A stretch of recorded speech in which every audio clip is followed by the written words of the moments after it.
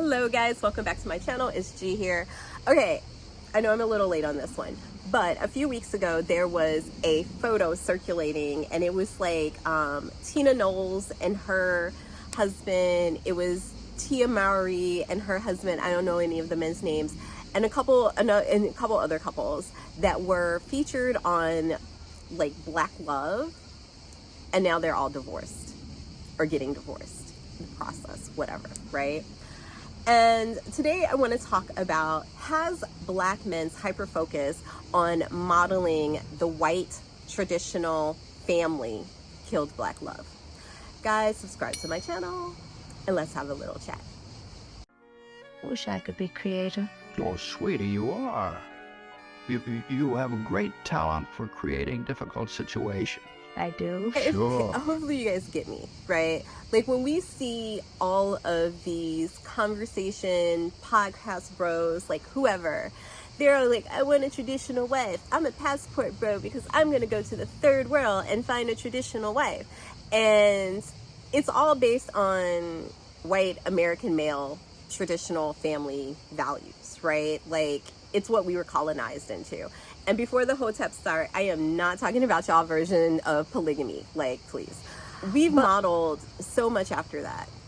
And in reality, Black Americans and most Black people in the world, our history and our relationship with one another can never match or model after the white male, white woman dynamic. It can never. And you know, it's interesting, right? Like one of the biggest populations with single mothers is not Black America. It's sub-Saharan Africa. It's got like 35% of the women there are like 35% of the children, parents, whatever, are from fatherless homes. 35%, and it's like 17% or something like in the United States. But what's interesting is sub-Saharan Africa is probably the most colonized with like Christianity and all of that. It's where colonization has had the most impact in Africa, is in sub-Saharan Africa, right? And we know the impact of Black Americans and the white standard of living and what that's done to us. But when we start thinking about this, right? I need you to stay with me. When we start thinking about this, our ancestors and the people of Africa, right? Like Black people. And I mean, honestly, yeah, who like have adopted like the whole Christianity, the whole white Jesus, like all that shit.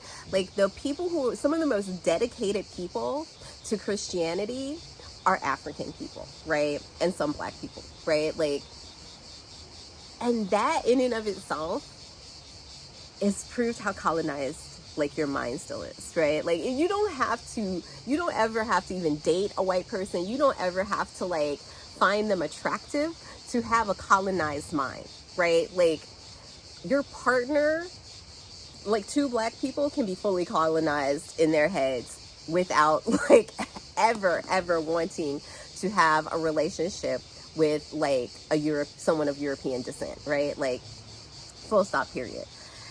And what that has done though, because of our history with white folks and because of our interactions with them, we can never successfully model their fucking dynamic.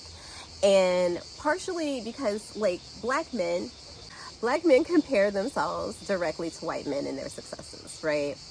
But never in history have they been able to really feel like as a whole they can have the same level of power. That's what they've been fighting for, is the same level of power.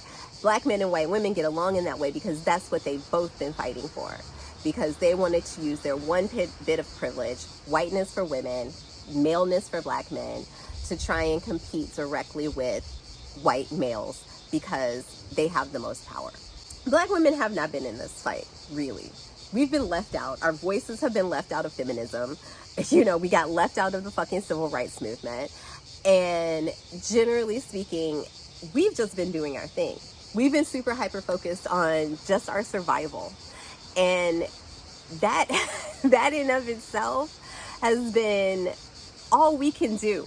Like, we've fought the good fight for everybody, really. We still put ourselves in the front lines, but most of the fighting that we have done has not benefited us.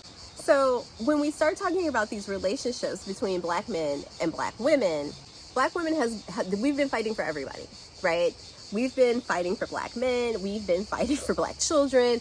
We've been fighting for feminism. We've been fighting all of these fights. Black men have been fighting one fight, and that is to have as much power as a white man might, right? Like, that's what they have been fighting for themselves. We have not been a part of that, okay? But when you have like the black woman, black man couple, and she's been fighting for everybody, and she knows that she has to fight for everybody, and he's only fighting for himself. And when he sees her advancing, when he sees her growing, when he sees her doing this, and now she looks more competitive to the white men than he does, he can't have a relationship with her. And the truth is, the battle has always been the same. It's just that nobody cares because we're black and we're female. And we get left out of all of the conversations. And as that's been changing, as black women have been taking more power, when they're in these relationships with men who have like women who are more successful, more interesting, more powerful, with the ability to demand more, they can't really handle it. And white men have never had to compete with their women. So, not in this way, because they always had whiteness and maleness as a power, right? So when black men are telling black women, we don't care about your degrees, we don't care about your this, we don't care about your that, because they want the same trophy type of situation that white men have in their women. They want you to be quiet, to cook, to clean, to look cute when you're supposed to still be clever and smart when you need to, but always in support of their dreams and their goals. There were never dual goals between those dynamics, right? Where black coupling needs to have like those both need to have like those goals to fight and succeed in this world, because the more power between them, the more ability they have to compete with like white supremacy and all of those things. But black men have lost that idea because they only want to see themselves in that role as the black version of a white man. And so as they've been doing this, trying to model these dynamics with women who have never, the history of black women in the United States and this world, we have never sat on our asses and not worked. When, you know, in the US, before black men could go into people's homes and do things and like whatever, they didn't get employment as quickly as black women would, because black women could go into people's homes and they were seen as less threatening at this point, or more controllable or whatever, because they're women. They could be subjugated more easily. So we've never had that role of sitting down and doing nothing. We've been raising everybody's kids. We've been fighting for you. White women only had to fight for themselves. They didn't have to fight for white men. They only had to fight for themselves. Black women have been fighting for themselves. They've been fighting for everybody. You see, like, these dynamics, they just don't align with the ideas that white family supremacy is supposed to be. And that's why it doesn't even work in Africa, where despite the fact that black people like are the majority, colonization has still fucked with the social dynamic of everybody there. And I mean, they take it to some extremes that, you know, I think in the US, some places have started to leave behind. So, you know, you go to Africa and you'll see big statues of white Jesus and all of these things that shows like the same colonization is still affecting a lot of people's mindsets. I hate to say this, like, the black church has tried to uphold these, like, white family dynamics, right? And that's why it's a poisonous fruit thing. And we can't trust most of the church folks anyway. We see these pastors all over here fucking around with everybody's wives and, you know, sister this and deacon that, and all of those things are happening in the black church. So yeah, no, they're not helping. To say the least, they are not helping. And so yeah, I look at this and I'm thinking more and more, like, the more black men are super hyper focused on mirroring white family dynamics, the more black women they're going to lose, is basically what I'm saying. So yeah, guys, subscribe to my channel. I'd love to hear your thoughts. And I'm all about the hammock life lately. It's been great. And ciao, ciao for now.